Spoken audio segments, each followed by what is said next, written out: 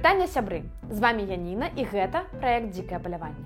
Мы працягваем распавядаць пра злачынцаў, хто замест абароны правоў беларускай нацыі займаецца здзекамі і гвалтам.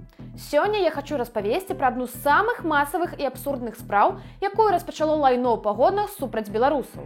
13 верасня 2020 года у Берасці праходзіла чарговая акцыя пратэсту супраць гвалту і фальсіфікацыі выбараў.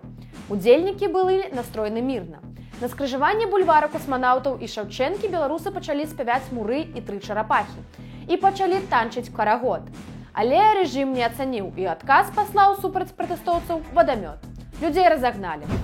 За такое страшнае злачынства ўжо праз 2 дні была распачата асобная крымінальная справа, праз якую непаважаныя праваахоўнікі нарабілі сабе нямала лычак.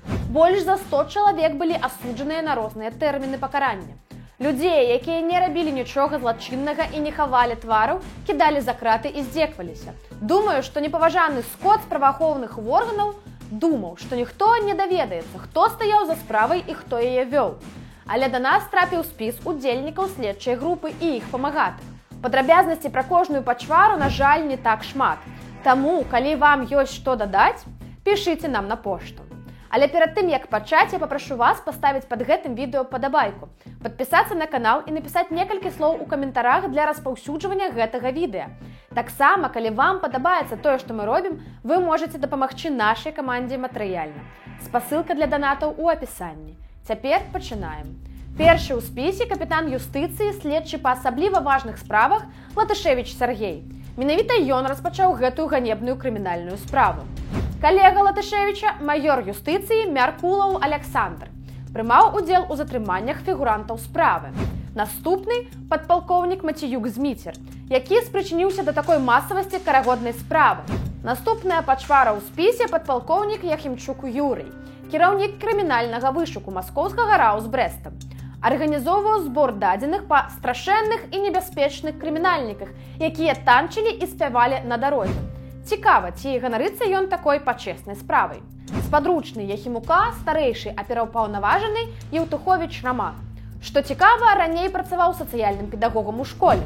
Сапраўды, ментом сёння быць прасцей, чым вучыць дзяцей.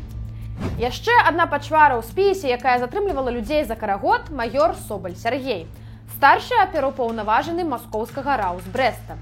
Вядомы даносчык і кат, які пераследаваў удзельнікаў карагоду. Наступны майор міліцыі Чарнецкі Максім, таксама прымаў удзел у вобшуках. Наступны капітан Калаур Яўгеній, яшчэ адзін удзельнік следчай групы. Наступны падпалкоўнік Зубковіч Зміцер, дасведчаны і мацёры следчы, таксама займаўся гэтай ганебнай справай.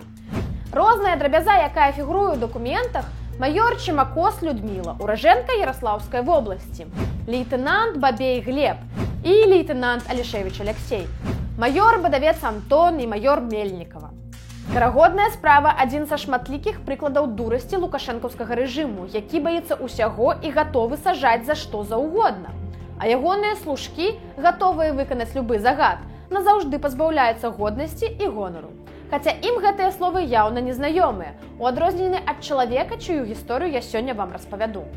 Расследаванне рэпрэсій справа цяжкая і марудная. Прыцягнуць віноўных да адказнасці яшчэ складаней нават пры наяўнасці ўсіх доказаў і сведкаў.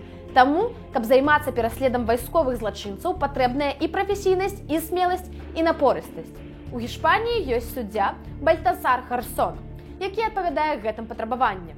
Яму давялося змагацца ажно супраць 3 дыктатарскіх рэжымаў. У пачатку 90-х сваякі гішпанцаў, загінуўшых ад вайсковых злачынцаў у Чылі і Аргентыне, звярнуліся з заяўленнямі да Гарсона. Ён распачаў расследаванне і на падставе закону, які дазваляў расследаваць генацыд і дзяржаўны тэрарызм, незалежна ад таго, у якой краіне яны былі здзейсненыя. І ягоная праца дала вынікі. Праз некалькі год запытаў у Буэнас-Айрэсе быў арыштаваны былы кіраўнік аргентынскай хунты Хорхе Відэла. Яго абвінавацілі ў выкраданні дзяцей, чые бацькі былі забітыя або зніклі. Яшчэ большы джекпот быў сарваны ў 1998 годзе. Па ордэру Гарсона ў Лондоне быў арыштаваны генерал Аўгуста Піначэт, лідар чылійскай хунты. Але самым складаным працэсам для Гарсона стала родная яму Гішпанія.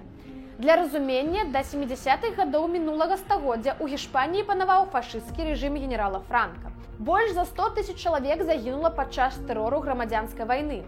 А далей апанентаў улады ўсялякімі чынам прыніжалі і прыціскалі. Калі адбывалася змена рэжыму, то паміж двумя бакамі была дамоўленасць аб нацыянальнай згодзе. Былыя палітвязні вызваляюцца з турмаў і аднаўляюцца ў правах, а тыя, хто чыніў гвалт і рэпрэсіі, траплялі пад амністыю і не маглі быць аб'ектам судовага пераследу. Спрэчкі вакол гэтай вострай тэмы не сціхалі ў гішпанскім грамадстве. У 2008 годзе Бальтасар Гарсон выйшаў з абвінавачальным актам, у якім абгрунтаваў, чаму дзеянні рэжыму Франка з'яўляюцца злачынствамі супраць чалавецтва. Гэтым учынкам ён узрушыў грамадства, распаліў дыскусію аб старых ранах. На той момант гэта каштавала яму кар'еры. Гарсон хутка абвінавацілі ў перавышэнні паўнамоцтваў і забаранілі на 11 год займацца судовай практыкай у Гішпаніі. Але барацьба за гістарычную справядлівасць не спыняецца ў Гішпаніі і дагэтуль. Гэтак жа і мы мусім працягваць змагацца за справядлівасць, колькі б часу і высілкаў на гэта б не спатрэбілася. А як вы лічыце, ці могуць беларусы дараваць злачынцам іх дзеянні, калі ў абмен будуць вызвалены ўсе вязні? Пішыце ў каментарах. З вами была Яніна, гэта дзікае паляванне і да новых хуткіх сустрэч. Жыве Беларусь!